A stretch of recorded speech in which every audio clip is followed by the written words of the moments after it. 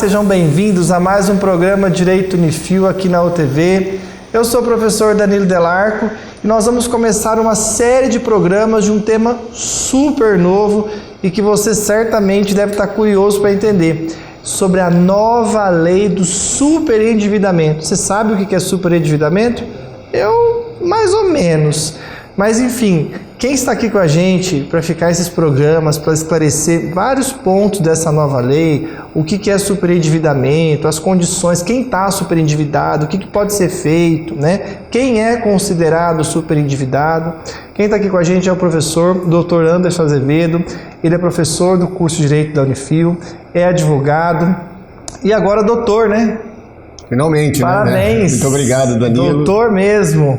Concluí o doutorado na USP essa semana. Parabéns. Professor Anderson, bom, esse tema saiu acho que agora em julho, né? Uma nova lei, Lei 14.181 de 2021. 14.181 de 2021. Exatamente. É uma lei que já vinha sendo trabalhada já há vários anos, né? Um projeto que começou no Senado e por conta da pandemia, né, do aumento, principalmente da inadimplência, da crise que se acentuou, se agravou demais, a lei definitivamente chegou. Essa lei do superendividamento, o que é esse superendividamento? O que é ser superendividado segundo essa lei? Porque a gente realmente vê nas notícias, nos jornais, nas pesquisas, que cada vez aumenta o número de brasileiros endividados, né? Acho que a razão da pandemia, certamente isso se agravou. Mas o que seria esse superendividado? O que essa lei, na verdade, quer regulamentar? Ela não trouxe, Danilo, critérios objetivos para a definição do que é o superendividado. Por exemplo, supunha-se, né? A pessoa que compromete 80%, 90%, ela não trouxe esses critérios objetivos, mas ela trouxe alguns critérios subjetivos que, obviamente, vão gerar uma discussão, um debate judicial, né, também no meio acadêmico. E ela considera superendividado, Danilo, o consumidor que tem uma impossibilidade manifesta, veja, consumidor, pessoa natural, que tenha uma impossibilidade manifesta de pagar as dívidas que foram contraídas, dívidas de consumo somente, que foram contraídas de boa fé, sem comprometer o mínimo existencial nos termos da regulamentação. Então, o que isso significa, trocando em miúdos? Que nós temos 4 requisitos para caracterizar, segundo o artigo 54A, agora do Código de Defesa do Consumidor. Foi alterado? Isso, o Código de Defesa da lei foi alterado. Ele foi alterado, o Código de Defesa do Consumidor, e foram incluídos capítulos dentro do Código de Defesa do Consumidor para caracterizar a pessoa superendividada. Então, só para deixar claro, isso se trata de uma lei que protege uma situação de relação de consumo puramente. Especificamente. Então, 4 requisitos. Primeiro, pessoa natural, que você sabe que a pessoa jurídica também pode ser eventualmente considerada como consumidora, mas para a lei do superendividamento, somente a pessoa natural. Não existe pessoa jurídica superendividada. Entendi. Pessoa natural que tenha contraído dívidas de consumo. E aí o parágrafo 2º agora diz o que são essas dívidas de consumo. Qualquer dívida contraída na relação de consumo, aquisição de produtos, aquisição de serviços, e ela dá um enfoque especial, nós vamos estudar ao longo da série, nas relações bancárias, nos contratos bancários, contratos de fornecimento de crédito. É interessante também que as pessoas que estão nos assistindo entendam o que seriam as relações de consumo, porque às vezes você fala, no banco não é consumo é no mercado só, entendeu? E às vezes a pessoa fala, eu tenho uma dívida com o banco, mas o banco não é... Não, o banco é uma relação de consumo. Muito bem colocado, professor. A dívida de consumo é aquela contraída enquanto o adquirente ele é destinatário final de um produto ou de um serviço. Então, por exemplo, se você adquire determinado produto, determinado serviço, para incluir na cadeia produtiva que você realiza, você não é o destinatário final, você está adquirindo aquele bem, aquele serviço como insumo de uma atividade produtiva. Então não se aplica o Código de Defesa do Consumidor. Uma escola, um hospital, por exemplo, eles não estariam na relação, mas quem consome o serviço, o ensino, o final ali, o paciente. É difícil às vezes nós definirmos o que é ou não um bem ou um serviço adquirido como insumo ou não da atividade de consumo. Por isso que é problemático o conceito, porque logo no início já coloca um requisito que já é passível de discussão. O que é consumidor, o que é relação de consumo. Então, dissemos, primeiro, né, a dívida tem que ser uma dívida de pessoa natural, contraída por pessoa natural. Segundo, de relação de consumo. Terceiro, é uma dívida constituída, professor, de boa fé. Então, eventualmente, o devedor que já sabe que não vai ter condição de efetuar o pagamento. Já está com o Serasa, SPC, já está tudo. Vai lá e cria uma situação, consegue às vezes engodar, enganar o fornecedor e adquire produtos. Ele não vai poder ser considerado como superendividado. A dívida ela deve ter sido contraída não como uma atividade fraudulenta, mas sim uma atividade necessária, né? Um fornecimento necessário, uma aquisição necessária daquele bem, daquele produto ou daquele crédito. E aí vem a última parte, que não comprometa o seu mínimo existencial, que é um conceito também determinado. Então nós temos somente... O que é o mínimo existencial? Né? Somente o primeiro requisito, que é pessoa natural, é que nós temos um conceito objetivo. Os demais requisitos integrantes do conceito de superendividamento, todos eles são passíveis de discussão. Então, na verdade, para ser superendividado tem que preencher esses 4 requisitos. Exatamente. E a lei trouxe alguma novidade assim específica? Isso é uma novidade total ou não? Ou tinha alguma previsão, já tinha alguma proteção em algum instituto? Teve alguma alteração, como você falou, alterou, acrescentou artigos, né, no Isso, CDC. no Código de Defesa. O Código de Defesa do Consumidor, ele já trazia, lá no artigo 54, algumas regras específicas para o contrato de consumo, né? Então, por exemplo, o artigo 54, ele determinava que os contratos, quando são redigidos, né, unilateralmente, né, o fornecedor faz um contrato, que a gente chama contrato de adesão, ele deveria observar determinados critérios formais. Não sei se você sabe, mas o contrato de adesão ele tem que ter fonte, o tamanho da fonte tem que ser no mínimo 12, né? O parágrafo 3º. Umas coisinhas eu sei dessa parte. Então, a gente tem que fazer os contratos, tem que respeitar. Exatamente. Né? Então, havia uma outra indicação, por exemplo, o contrato, quando ele fosse de financiamento, pagamento financiado, ele fosse antecipado, o desconto proporcional tinha que ser dado. Isso já existia. Mas essa lei, professor, ela trouxe, além de algumas regras específicas, ela alterou os princípios fundamentais da relação de consumo, ela acrescentou 2 princípios fundamentais e acrescentou também direitos básicos da relação de consumo. Então, a relação de consumo agora, quando ela é constituída, especificamente na parte do crédito, na concessão do crédito, ela deve observar esses princípios fundamentais. Quais são? A preocupação do legislador agora foi prevenir e dar um tratamento para a pessoa superendividada.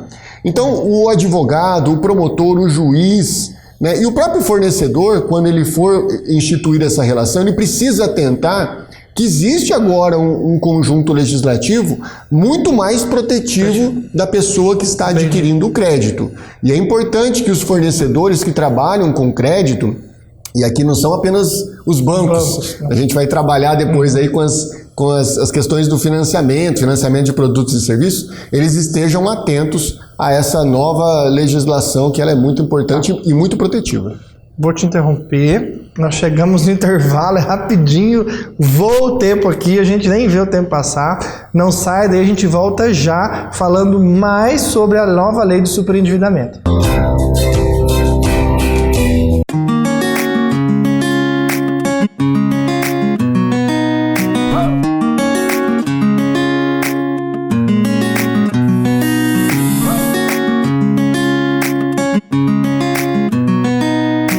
Amar uma comida tão simples e saborosa? É puro comfort food. É a comida que abraça. Almanac da Cacau. Novos episódios toda quarta, 21 horas. UTV, mais perto de você.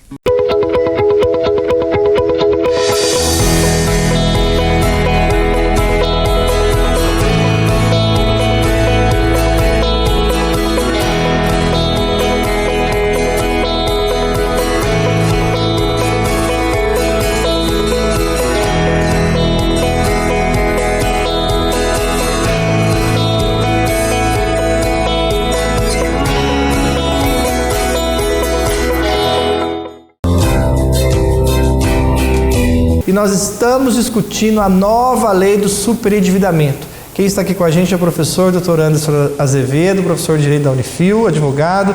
Professor, nós terminamos o primeiro bloco, você estava falando que é uma lei realmente com muita coisa nova, mas que alguma coisinha já existia no CDC e tal. E eu queria saber o seguinte, por qual motivo, qual foi a razão da criação dessa lei, né? Se a gente não tem o pensamento de que se você faz uma compra, você não tinha que ter ciência de que você teria condições de pagar? Ou seja, você não teria que ter uma certa responsabilidade em relação a isso? Minha pergunta quer dizer o seguinte, será que o superendividado não se trata de uma questão de responsabilidade ou irresponsabilidade da pessoa? Porque se você sabe que a sua renda não é tão alta e que você pode ficar desempregado a qualquer momento que você não tem uma estabilidade, você vai financiar um carro? Você vai financiar uma casa? Talvez não. Talvez você tenha que guardar o dinheiro, talvez você tenha que comprar as coisas à vista. Essa questão do crédito, né, parcelado, isso acho que gerou muito de as pessoas quererem consumir. Eu vou pagar parcelado. Mas e se você ficar desempregado? Então, será que o cidadão não tinha que ter uma maior responsabilidade ou não? Enfim, o que você acha em relação a isso? A lei tem alguma situação na lei tratando disso ou não? Essa questão passa por uma análise histórica aí que a gente pode voltar 10 anos, né? 12 anos, quando iniciou um processo no Brasil, Danilo, de bancarização. A bancarização é um fenômeno de inclusão da sociedade no sistema bancário. Isso começou nos governos passados, quando houve um estímulo a um financiamento. Então, vários programas de financiamento. De casa própria, né? Então, o Minha Casa Minha Vida, o FIES, vários programas de financiamento incluíram aproximadamente, Danilo, 100 milhões de pessoas dentro do sistema bancário. As pessoas, quando elas entram no sistema bancário, elas passam a adquirir possibilidade de crédito, né? Elas saem da classe D e entram na classe C. Então, o sistema bancário é um sistema inclusive do ponto de vista de status social. E essas pessoas não estão adequadamente preparadas, capacitadas, instruídas, informadas para a aquisição de um crédito consciente e sustentável. Então, a lei do superendividamento, ela veio tentar remediar um problema que é, na verdade, uma consequência do processo de bancarização e de inserção dessas quase 100 milhões de pessoas. É uma política estatal mesmo, né? Exatamente. Uma política de governo que agora vira uma política de Estado, né? Que é a proteção do vulnerável. E aí, complementando a resposta, essas pessoas, justamente porque não foram adequadamente instruídas, elas acabam sendo vítimas, vamos colocar, né? De um processo, que é um processo de inclusão, né, dentro de uma sociedade de consumo. E é bem assim, enquanto você tá ali com o seu nome limpinho, tá tudo certo, todo mundo te oferece crédito, você recebe proposta de todos os tipos de serviços, produtos, e sempre compra e tá aqui, você tem crédito de tanto, mas na hora que você entrou numa dívida, agora você some, você precisa de dinheiro, agora que eu preciso para pagar, sumiu. Eu costumo dizer que nós sempre ficamos recebendo ligações, né? Quando estamos bem, estamos com o nome limpo, as ligações são de oferta. E quando estamos com o nome sujo, a ligação é de cobrança, né? Mas o que acontece é que existe uma corresponsabilidade, né? Não podemos tirar a responsabilidade do consumidor, que uma vez inserido nesse contexto, acaba às vezes perdendo a medida, perdendo, né, o controle das suas finanças, mas não podemos também tirar a responsabilidade do mercado de consumo, que de forma insistente, de forma persuasiva, né, de forma ostensiva, né, fica oferecendo crédito e condições de pagamento. Eu já estou, esse ano principalmente, tanto de WhatsApp que eu recebo, de companhia telefônica. Hoje mesmo eu acabei de bloquear um. Não é dever, é oferecendo um serviço, a troca de serviço. Eu acho que eu já bloqueei mais de 10, 15. Existem, inclusive, existem as operadoras, elas formaram um grupo junto com a agência de controle, a Anatel, e hoje tem um site que o consumidor pode entrar para bloquear as ligações, nãomeperturbe.com.br. Eu vou entrar nesse site. Cadastra, depois de 30 dias do cadastro, as operadoras não podem mais ligar para o telefone cadastrado. Nãomeperturbe.com.br. Olha, eu vou fazer o meu cadastro lá para não me perturbar, porque ou ligam ou me mandam o WhatsApp. É porque você ainda está bem, professor Daniel. cobrar. Se estiver cobrando, tá bom, né? Então, essa situação, ela é uma corresponsabilidade, né? E também a sociedade tem essa corresponsabilidade na medida, principalmente em que as plataformas, as mídias sociais, as redes sociais, elas acabam estimulando, né? Hoje, para você participar de qualquer, de realizar qualquer atividade, você precisa fazer um cadastro de consumo, preencher seus dados, esses cadastros são compartilhados, você autoriza esse compartilhamento. Agora tem a LGPD também para resolver um outro problema, né? Exatamente. Então, você percebe que chegamos em um ponto em que houve a necessidade da edição da lei do superendividamento para servir como um controle, um remédio, uma prevenção contra um fenômeno que já estava totalmente disseminado e descontrolado no Brasil. E quem que vai ganhar com isso? Bom, quem ganha acaba ganhando um pouco, né? Mas principalmente o consumidor. Principalmente o consumidor vai ganhar porque ele vai poder ter balizas legais mais bem definidas, né? Criando-se responsabilidades, direitos para o consumidor e deveres para o fornecedor, né? Cria-se um referencial mais objetivo para dizer aquilo que é legal e aquilo que é ilegal nessa dinâmica que é sempre muito rápida, né? Muito descontrolada, né? A gente está encaminhando para o final. Eu queria só que você comentasse o seguinte: essa questão da informação, você falou que é essencial para o consumidor para ele poder entender e não se endividar, principalmente questões de contratos bancários, né? Que tipo de informação você acha que seria crucial para a gente encerrar esse programa? A gente vai ter mais sobre esse tema, para que o consumidor quem está nos assistindo já pode ficar atento, assim, tipo, isso aqui eu tenho que tomar cuidado. Principalmente nas questões de fornecimento de crédito, o consumidor passa a ter o direito de ter acesso à completude da relação. Quanto está sendo financiado, quanto ele vai pagar ao final, qual é a taxa de juros que ele paga no total, qual é a taxa de juros que ele paga segmentadamente, qual é o valor da prestação, qual é a quantidade de prestações do fornecimento de crédito e, principalmente, quais são os direitos dele quando ele paga antecipadamente. E tudo isso agora deve vir num quadro resumido para que o consumidor imediatamente tenha a visão daquilo que ele está contratando. Porque a gente vê muita gente que não tem muito conhecimento, uma pessoa que não teve muito estudo, mas tem uma aposentadoria, tem uma pensão, e aí o banco vai lá, né, ou enfim, alguém oferece um produto, um serviço, e às vezes a pessoa não sabe nem o que fazer, às vezes para resolver um problema familiar ela acaba se endividando. Então essas informações que você passou são cruciais para que a pessoa, olha, eu preciso saber qual é o valor da dívida, quanto que eu vou pagar no final, qual que é os juros que eu estou pagando, como que esses juros mês a mês, se eu tiver que quitar antes eu vou ter algum desconto, não vou ter, tem algum seguro que eu possa fazer se eu ficar desempregado, alguma coisa para eu não ter, né? A pessoa tem que entender tudo isso.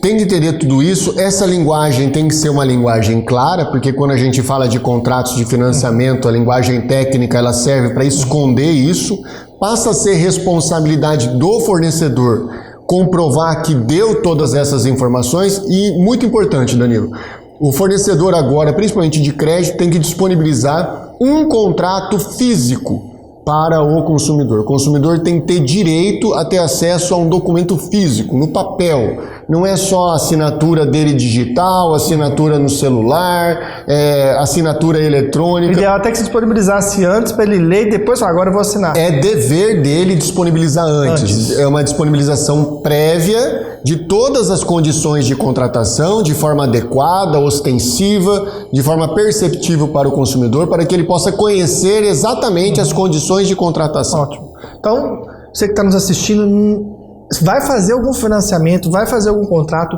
antes analise, antes de assinar, antes de você dar o ok, analise, converse com sua família, vê se é isso mesmo. Aí, sabendo de tudo isso, tendo ciência, você vai e assina e faz o seu contrato. Ok? Então, vamos encerrar aqui. Muito obrigado. Nós já estamos com o tempo estourado. Muito obrigado pela sua participação. Você vai continuar com a gente. Nós vamos falar mais sobre superendividamento. E não se esqueça, pós-graduação é na Unifil. O professor Anderson é professor na pós-graduação de Civil. Nós temos várias áreas de direito que cabem no seu bolso e qualidade indispensável. Vai fazer uma pós em direito, vem para a Unifil. Deus abençoe e até mais.